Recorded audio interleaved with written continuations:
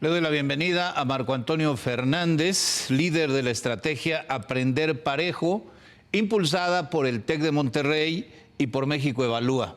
Gracias por estar aquí nuevamente, Marco, bienvenido. Hola, Guillermo, muchísimas gracias por la invitación.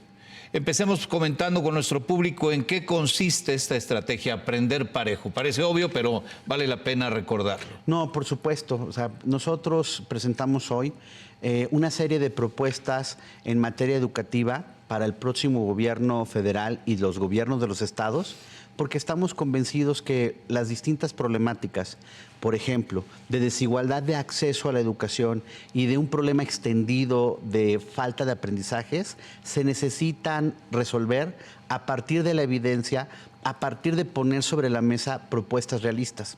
Entonces, organizamos este estudio a partir de 4 ejes. Uno tiene que ver con el problema precisamente de los aprendizajes y de las trayectorias educativas incompletas. Para quien nos está viendo, por ejemplo, de 100 niñas, niños que entran a la primaria, solo 28 terminan sus estudios de educación superior. Y en el tema de los aprendizajes, lo hemos platicado en otras ocasiones, 70% de los estudiantes en México no tienen los conocimientos fundamentales de las matemáticas, 64% no comprenden lo que leen y justo necesitamos estrategias para capacitar a los docentes, para realmente dignificarlos en términos de darles los elementos para hacer mejor su trabajo e ir poco a poco cambiando este problema de aprendizajes. El otro eje tiene que ver con el estado de las escuelas. Documentamos cómo en los últimos 12 años hemos invertido 450,000 millones de pesos.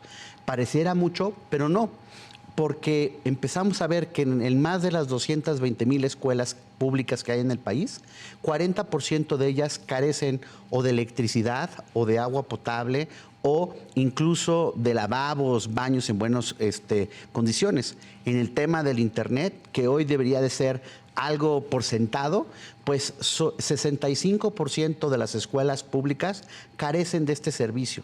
Es difícil desarrollar las partes de las habilidades del siglo XXI cuando no tienes ni siquiera los instrumentos en las escuelas para hacerlo. Tenemos un problema que ni siquiera hay hoy datos del estado en el que están las escuelas, no se han hecho diagnósticos.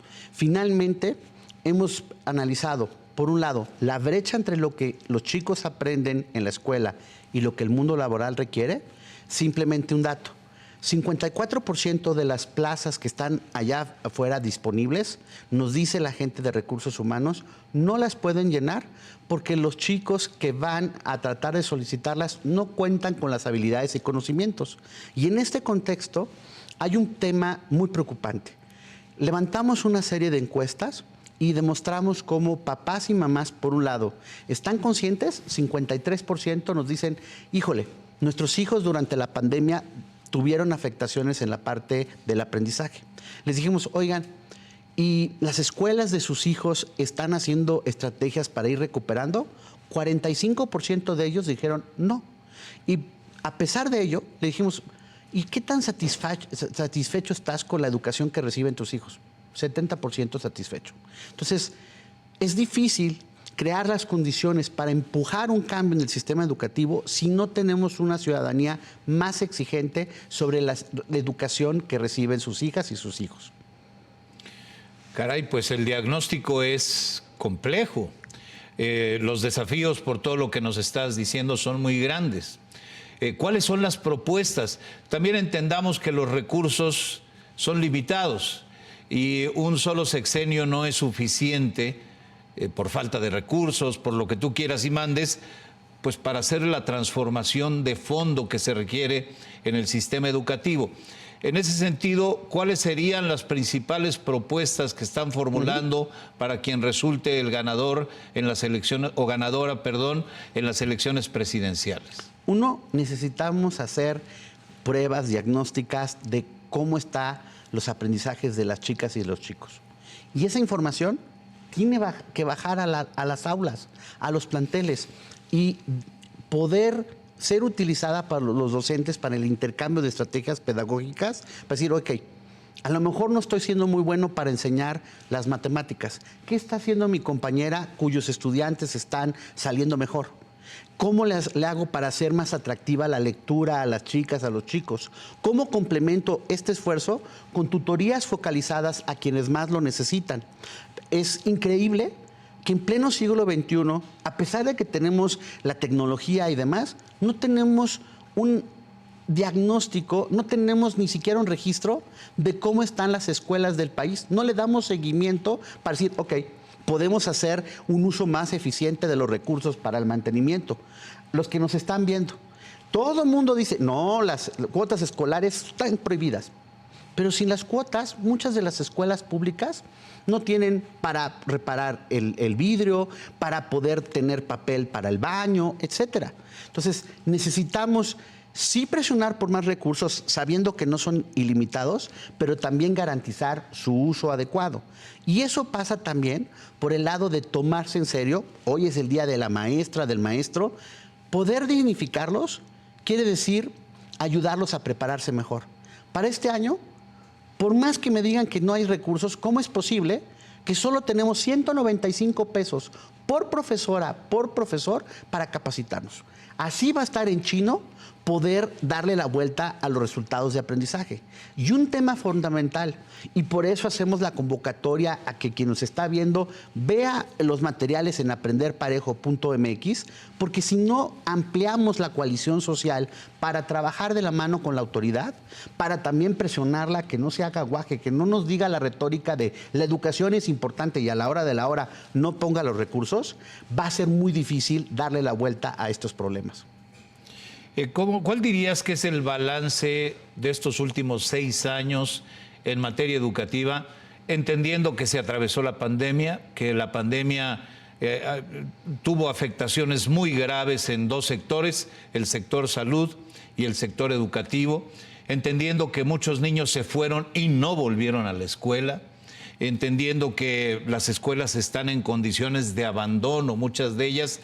¿Cuál dirías que es el balance, pues, de esta administración en materia educativa? Lamentablemente no es bueno. Tenemos hoy 1.254.000 estudiantes menos en las aulas que no regresaron después de la pandemia. Es un boquete enorme y para la sociedad, para quien nos está viendo, por supuesto que en primer lugar es una tragedia para estos chicos, chicas que abandonaron la escuela, pero es una tragedia para toda la sociedad, porque vamos a tener personas con menos oportunidades, con menos perspectivas de futuro, porque no les dotamos de la oportunidad educativa. Y yo no puedo entender, por ejemplo, en la parte de la capacitación docente.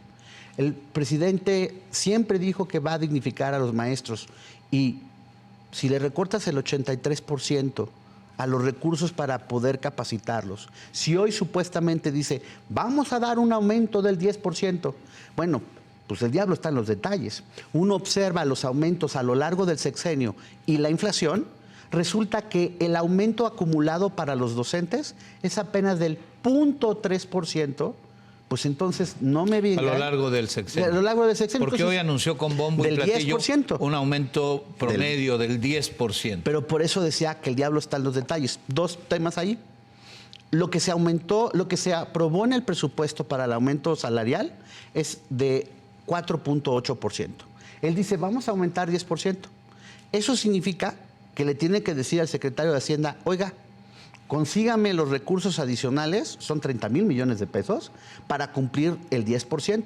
Y como pues él ya se va, pues la bronca será para quien venga. Entonces, yo por eso siempre digo, híjole, seamos cautos cuando nos están tratando de endulzar el oído, decir, oiga, a ver, ¿es cierto el 10%? A ver, vamos a ver todo lo que usted aumentó a lo largo del sexenio. ¿Cómo estuvo la inflación? No, pues ya resultó que 0.3, ni 1%.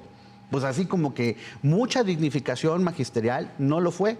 No los ayudaron durante la pandemia para mantener contacto con sus estudiantes. No ha habido cursos para poder establecer estrategias, decir, oigan, hay que ir por esos chicos, por ese 1.254.000 estudiantes que regresan a las aulas. ¿Cómo le hacemos para empezar a cortar la distancia entre lo que están aprendiendo en el aula y lo que el mundo laboral requiere? Entonces, con toda franqueza, Podríamos aquí tener un programa largo, las universidades supuestas de Benito Juárez que tienen defectos muy importantes y que lamentablemente le han tomado el pelo a miles de jóvenes.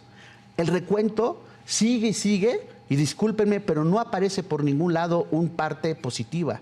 Y pues él ya se va, pero los saldos en términos de los costos para la sociedad van a llegar, porque toman tiempo, pero van a llegar, la factura nos la van a cobrar como sociedad.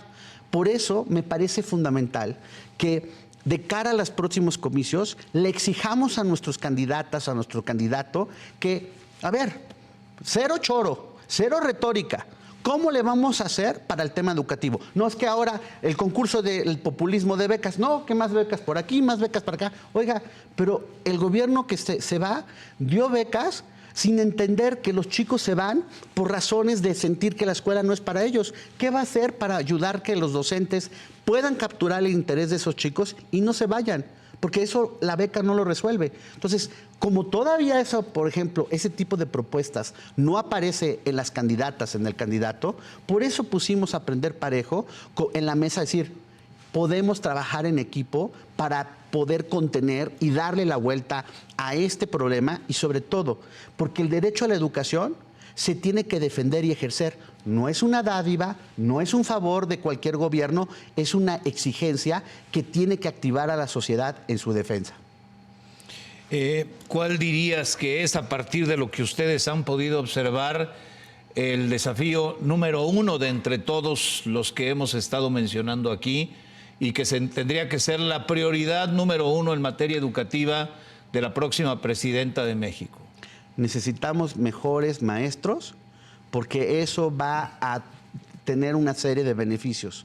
Eso provocará lograr aprendizajes, logrará disminuir el abandono escolar y necesitamos en ese sentido multiplicar las oportunidades educativas y eso implica invertir, no gastar, invertir en educación.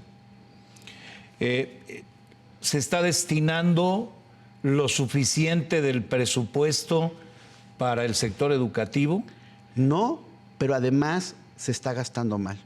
O sea, son dos cosas. Son las dos cosas. Es insuficiente y dos, se gasta mal. Tenemos fugas por el lado de corrupción, fugas por el lado de la ocurrencia y entonces no guías las políticas con evidencia y entonces, por ejemplo, las becas. Terminas dándole más becas a quienes más necesitan. En 2018, las familias, los estudiantes de las familias más aventajadas recibían el 2% de las becas. Hoy están recibiendo 32% de las becas.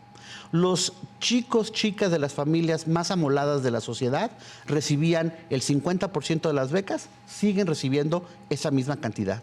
Lo que terminó haciendo el gobierno es un gasto regresivo, dándole a los que menos lo necesitan a costa de los que más lo necesitan.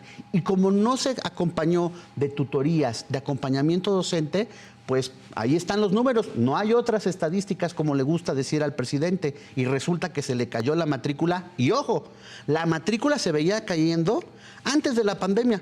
La pandemia lo aceleró. Entonces, uno ve ese panorama y dice, por favor, o sea, autoridades, entendamos una cosa. Yo no soy ningún ingenuo, sé que son políticos, pero incluso la buena política educativa puede tener dividendos políticos. Y eso implica tomarse en serio la educación, guiar las acciones, honrar la palabra con el magisterio, no darles a tole con el dedo, el tomarse en serio la infraestructura, el decir, oigan, podemos hacer equipo con el sector productivo, con el sector privado, porque no nos va a alcanzar la lana. ¿Cómo le hacemos, por ejemplo, para los chavos que están en la media superior técnica para capacitarse mejor? ¿Cómo le hacemos para que vayan a las empresas, ellos estén haciendo sus prácticas en algunos de sus laboratorios y sea un ganar-ganar? Ese tipo de salirse de la caja para poder establecer mejores soluciones es lo que esperamos de la siguiente administración y de las administraciones de los estados. Porque, ojo, la tentación de pensar que todo se puede resolver desde la Secretaría de Educación Pública Federal es un error. Necesitamos realmente contextualizar la educación a las necesidades de cada entidad para poder tener mejores resultados. Sin lugar a dudas, pues con esto nos quedamos. Gracias por estar aquí, gracias por reflexionar sobre este tema que después de la salud, para mí el tema más relevante como país, como sociedad, es el tema educativo y desafortunadamente son dos sectores en donde tenemos un rezago brutal, tanto en salud como en educación, y es un tema que tendrían que atender prioritariamente quienes lleguen a gobernar en la siguiente etapa de México. Marco Antonio Fernández, gracias por estar aquí. Marco Antonio, como dije, es líder de la estrategia Aprender Parejo. Él es maestro e investigador en el TEC de Monterrey y participa también con México Evalúa. Muchas gracias por Guillermo. estar aquí. Gracias como siempre por el espacio. Que te vaya muy bien. Muchas gracias, Marco Antonio.